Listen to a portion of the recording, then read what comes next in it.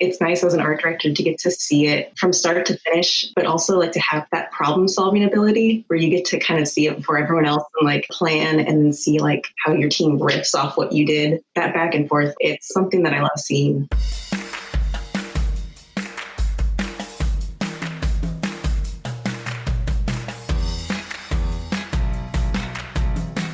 I'm the art director on SpongeBob, something I've been doing for the past 17 years. Before that, I was a background painter on the show for 3 seasons. I started as a background designer on this preschool show called Wally Kazam. I applied online without knowing anyone. I had this like jungle scene in my portfolio and they happened to have a jungle episode coming up. And so that's what got me the test. I've always been interested in drawing ever since I was a little kid. I kind of set my sights on going to art college. I went to a place called Art Center in Pasadena, majored in illustration. Did that for probably about 10 years as a freelance illustrator. And at some point I decided that I wanted to have something that was a little bit more of kind of a steady job. But in order to get into the studios, they really like to kind of see artwork that is apropos to the position that you're going to be going for. So I had to take some classes to actually put together some backgrounds as a background portfolio. I eventually got into Nickelodeon through a friend of mine that I took background painting classes with, and he had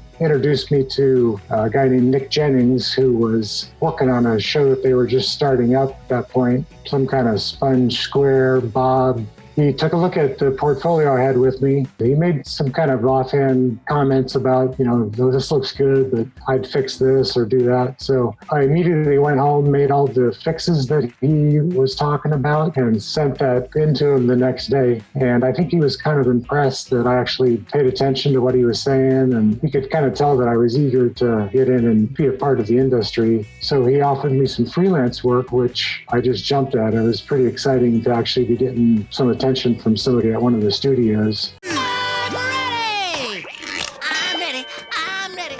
And eventually a spot opened up in the background department. I got on the show and we did 3 seasons. The idea came up to make a SpongeBob movie, so we all jumped over onto that. That took about maybe a year or so. At that point, when the movie was done, they wanted to make more episodes, which was great. The original art director stayed with the movie project, and he recommended me for the art director position. And that's kind of how I got into the art director seat. In 2016, I started as a background designer for Loud House. And so I was just doing kind of like the black and white layouts for Loud House versus Wally kind of did a whole bunch of like color stuff and wore a lot of hats. I was on Loud House backgrounds for a couple of years. And then we started ramping up CASA, and I was going to go over for character design. And then things changed and I started art directing Loud House in 2019. And I've just kind of loved it ever since. That's so sweet.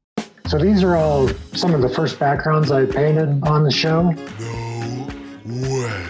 When I first started, this painting style wasn't really my forte, and I wasn't really that adept at Photoshop. So doing it all day long and having the other artists from the show around that I could ask questions and sort of pick their brain on how to do stuff, that's kind of one of the nice things about being in the studio environment. You're surrounded by so many talented people that it just kind of makes you a better artist. This was another early background that I did for the show. It's just full of little detail work, but then once that was finished, SpongeBob and Patrick go in there and they have to paint Mr. Krabs' room. And this is when my Photoshop skills kind of got put to the test, because I had to go through and grab all that wood that you can see there and change up the color. Like this is the color they spilled on the walls. That took a couple days to kind of get all that going. This here is a background from the first SpongeBob movie. That was a lot of fun. It was kind of still pretty much the style of the show, so it was familiar. We made a transition going from the look of Bikini Bottom to the surface of in the movie everything is live action, so we had to kind of have a transition period too. That's what this is from. So this is a little bit of painting, a little bit of digital art. Every step that I've taken with the show, it's kind of been a learning process. I wasn't really a digital artist before working on some of this stuff, but when you're working under deadline and it needs to get done, you just kind of figure out a way to do it. So I always say, just say, yes, I can do it, and then figure out how you're going to do it later. Don't tell people, I don't think I can do that. This isn't really something I do. It's better to just kind of say you can do it, and you kind of almost give yourself the confidence that you can do it. I was telling you that we do live action stuff for the show too. This is kind of one thing that we came up with. They decided that they wanted Squidward as a baby. So I had to find a picture of a baby and make him sort of look like Squidward. So we start with Squidward's head. And I got this from the character designer. And so then it was a process of just in Photoshop popping on these different faces. And then the last one is he fills up his diaper. It's kind of fun to be able to have all these different aspects of the show to work on. I will do title cards for the show too. So that's kind of a process of figuring out what the theme of an episode is going to be, and then sort of putting stuff together to kind of convey that feeling. It's got to be really quick because these things just flash up on screen and then they're gone. This is an example of the end card we did for that same episode. It involved Patchy the pirate and the Flying Dutchman, so it sort of had to have sort of a scary theme to it. I couldn't be happier doing what I'm doing now, so at this point I look back on the time I've been with SpongeBob, and it just seems like kind of a blur almost, and it's been 20 years now.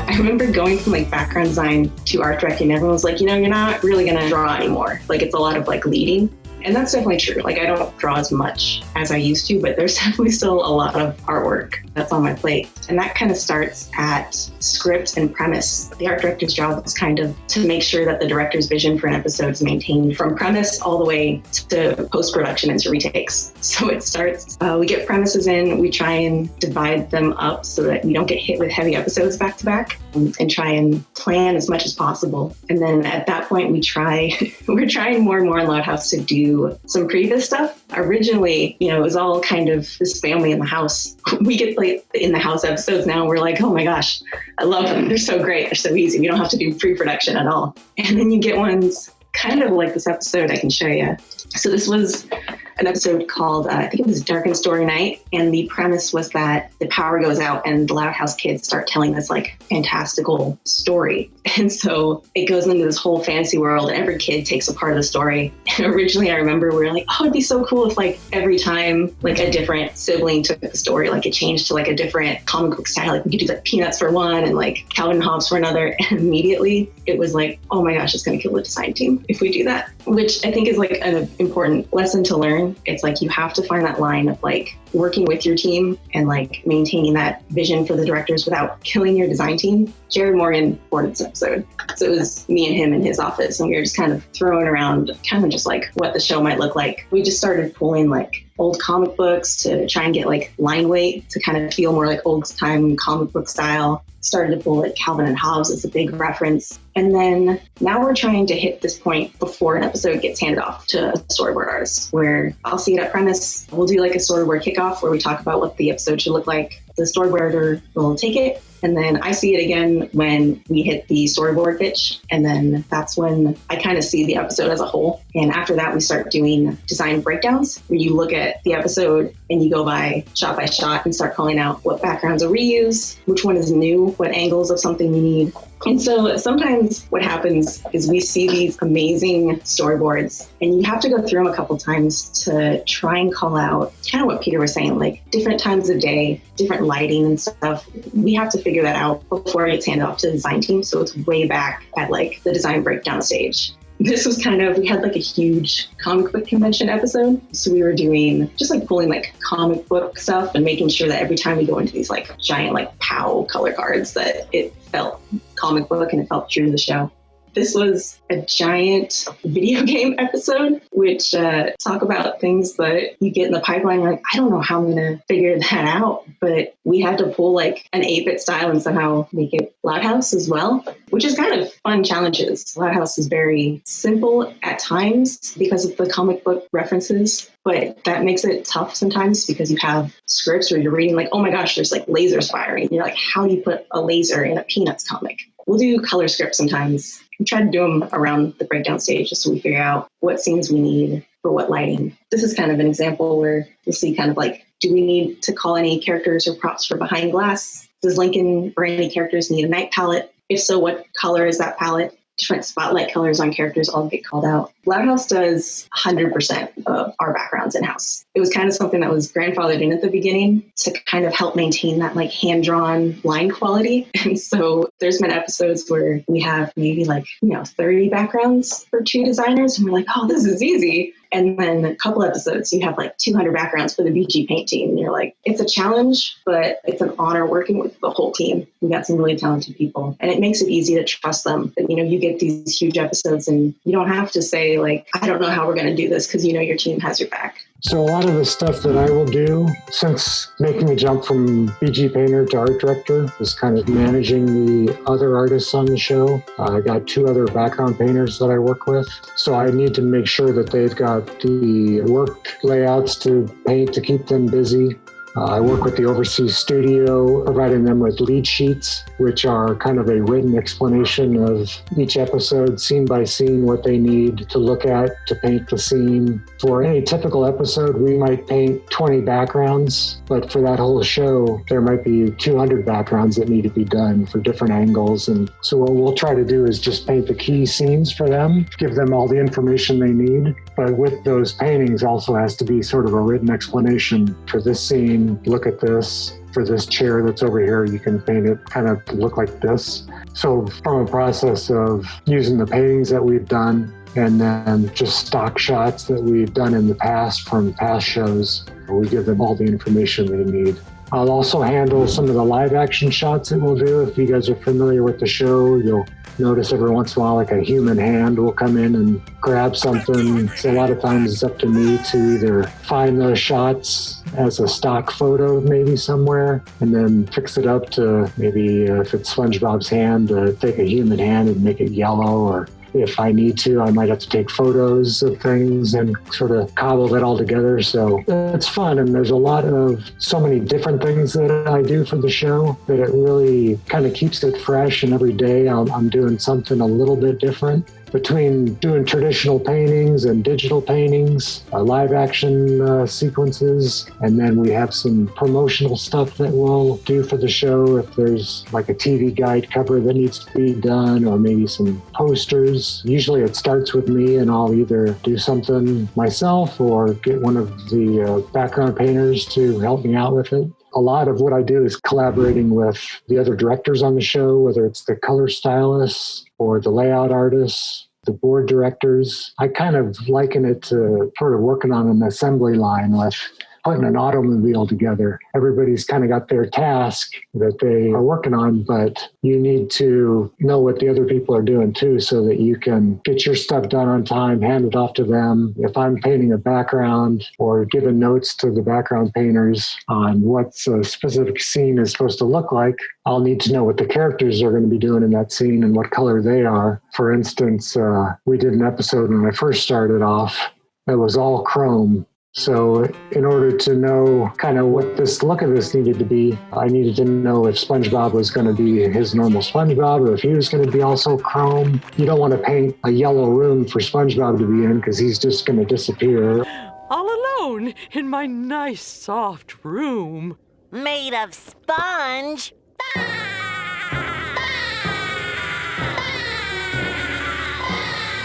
If we're doing something that needs to convey a mood, whether it's like a scary Halloween episode or they go to an island where everything's really brightly colored, we need to kind of set that mood with the color and the lighting. So we kind of figure that out by collaborating with the board directors. The teamwork aspect of animation is a big thing. You kind of have to not be so dependent on just doing it your own way. It's really kind of a team effort to get these productions wrapped up and finished. The stuff that I'll do is also when I get the backgrounds back from the artists is going through and making notes and more often than not, what they do on the first pass will be good, but I might have to make notes to maybe change colors up, or maybe something needs to be faded out a little bit, like the stuff in the background that you can see with all the stuff back there. Maybe it needs to feel more foggy, or it's kind of having trust in your team and giving them the leeway to be able to do this stuff, to take chances. I think by giving them that leeway, it also gives them the confidence that pretty soon they're just doing this stuff without me having to micromanage it so much. It's really important to have people around you that are talented, but you also have to give them the trust that they can do this stuff going by their own instincts. Be the crane. Be the crane. Yeah! I knew I could do it! I'm a winner! You're a winner! Sometimes the funnest part is realizing that my job on that day is, if a character's standing in a spotlight and farts, that needs to be in effect. And if that character steps out of that spotlight, you got to call a whole nother color for that fart. You can kind of see how colors change for episodes too. Like we have colors that feel like old comic books, and those color palettes for old comic books are limited at times. And so we pull colors that make it feel like that, but they're not always the same color for the same thing. Like I think farts are a good example, because you got a stink color, but sometimes that stink effect is coming from a character, sometimes it's coming from stinky food, and you have to make sure that that color still reads as an appropriate level of gross. So you really have to be careful and make sure that the assets you're calling work throughout an entire episode. And that's kind of part of my job as it gets towards the end of kind of like the first part of the pipeline. Every time before an episode ships, we'll sit down with the directors and flip through the whole thing and make sure stuff's working for them. And anything that's not, it's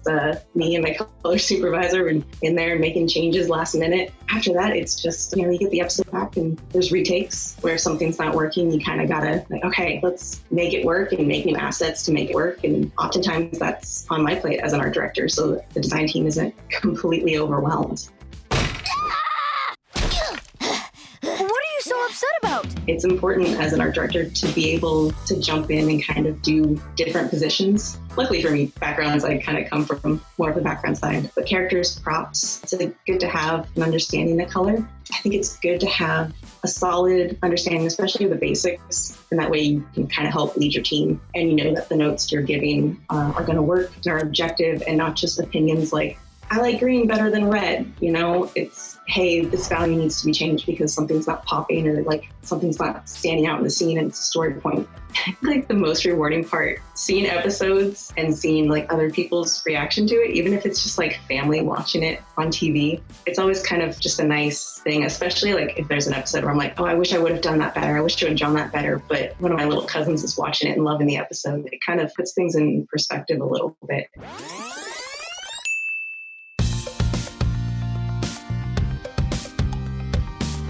On our side, we have a sort of strict rule where everyone uses a 15-point brush, and all the prop designers and the background designers and character designers use the same brush.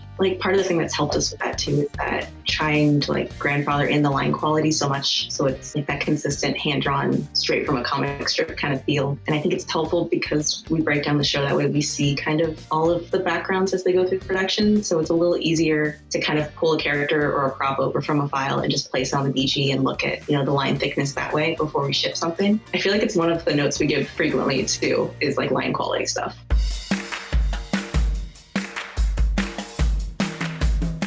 I like to have people that I know I can depend on, and if I give them something to do, that they're going to get back to me on time and they kind of understand the deadline. It also kind of comes with me giving them the leeway to build up their confidence, so that we kind of get that rapport built up between the two of us, where they sort of understand what I'm looking for without me having to go into too much detail to explain it to them. I like it when I know that I can count on somebody to get something done without too much direction, but that takes a little bit of setting up. It's not something that's just going to happen right out of the gate, so it's really a process between the two of us to get that relationship. It's definitely something I feel very fortunate about, but the style of Loud House has kind of evolved trust with the artists that we've had on the show. And especially, we have some artists that have been there from the beginning. And so I know I can give them anything and they're going to draw me under the table and do something amazing. And I love having that on the crew. And it's great to see new people who can kind of bring like a similar love of comic strips into the show. It's a thing where, you want people who can do stuff without notes, but also like take a note and maybe like have a discussion and like, be able to talk about feedback instead of ghosting, kind of. I think it's a big trust thing both ways, where I trust my team and, they got to trust me to lead them in the right direction, because I can't be giving them notes that waste their time or designs that don't matter. It's good to not be intimidated too. I like it when I've almost got people that are working with that are more talented than I am. You kind of have to surround yourself with people that are great artists and good people too, because you're going to be with them all day long. So it kind of goes hand in hand.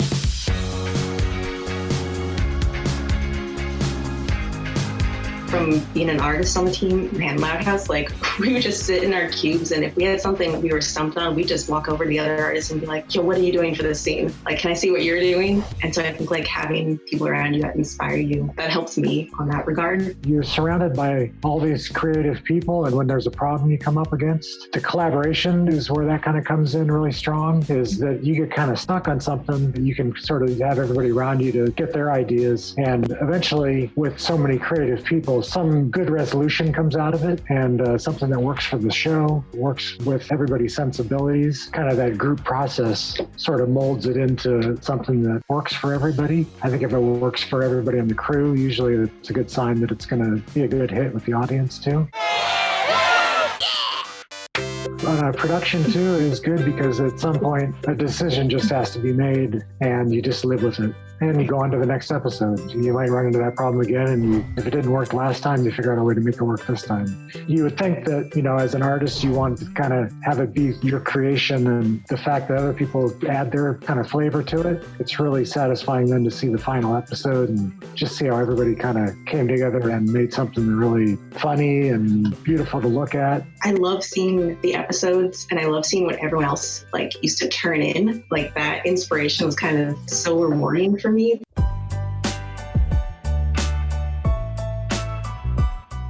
I think as a director, the biggest lesson I've had to learn is how to balance objective and subjective notes, because television moves so quickly. What's a good note to give and maybe isn't worth your team's time? And just having to be on everyone's side, even when stuff gets crazy, even when you think that, oh my gosh, this is going to kill the design team, and I'd really rather not, knowing that it's for the good of the show. Everyone's suggesting things because that's what they feel is going to be super awesome and amazing, and trying to see things from someone else's side, I think, helps. I think probably for me, the thing that kind of gave me the most pause was just because I came from an illustration background and not animation. It was really just figuring out what I didn't know and trying to fill in those gaps on the fly while we're in production and trying to get shows done. And so just kind of being a painter that was responsible for one thing and then suddenly being in charge of people and a production deadline, that was something I wasn't sure that I could do. And you just have to sort of fake it until you make it. You can do it. We're capable of so much stuff that we don't realize till we actually give it a shot. And it's a little uncomfortable while you're going through that process, and can cause you some little bit of stress.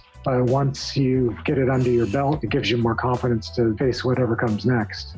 Your journey is going to be different for everybody, and there's no right or wrong way to come into it. It's really just kind of has to do with your passion for what you're doing, and that gets noticed. I think if you have a real strong passion for the art, and then luck kind of comes into it, there happens to be an art director position that gets open, and usually it's kind of word of mouth and stuff like that. If someone will be out to lunch with their friend and say, hey, we're looking for an art director, do you know anybody? So it's such a small industry that leaving a good impression on people and being known as a hard worker is going to pay dividends for you. We all know people that kind of take shortcuts and try to do things the quick way, but in this business, it's really kind of playing the long game. Ashley wouldn't be doing what she's doing just by luck alone. It's because she's super talented and somebody noticed that she stayed there longer, working harder than everybody else every night. It all gets noticed. And sometimes if you're not tooting your own horn, you're just got your nose to the grindstone and doing what has to be done. That's kind of what it takes. And especially in a director position, you need to be sort of a self-starter not be waiting for people to tell you what needs to get done. You just get it done and move on to the next thing.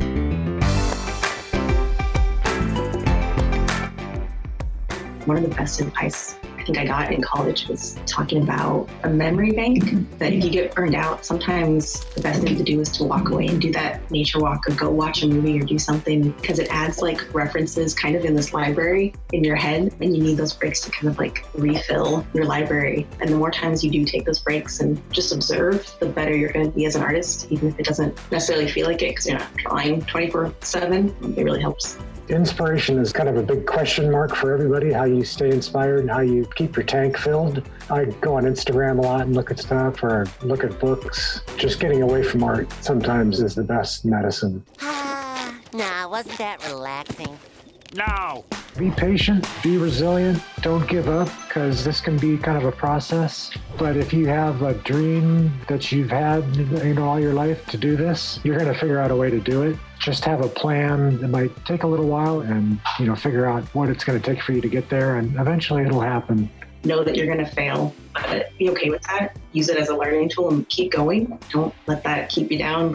Also looking back at my old self, know that you're way more talented than you probably give yourself credit for. I see a lot of artists and they're still students and they'll put aspiring background designer in their titles, on Twitter and Instagram. It's take that out. If you're drawing backgrounds, you're a background artist. No one really ever feels like they know what they're doing. I don't think so. Jump right in. I'd say if you guys ever are sort of in that same position where you're unsure if you can accomplish something, it's best to say yes, take the chance. Don't be afraid to fail, because everybody's going to go through situations where they kind of fall down, and you just kind of get back up and you learn something in the process. And I think it kind of makes you a stronger individual and a better artist. Don't underestimate yourself. You learn sort of what you're capable of through that process. It can be a little daunting and a little intimidating while you're going through it, but usually that kind of stuff goes by so fast. You do the best you can and you work as hard as you can, and you keep learning and keep doing better.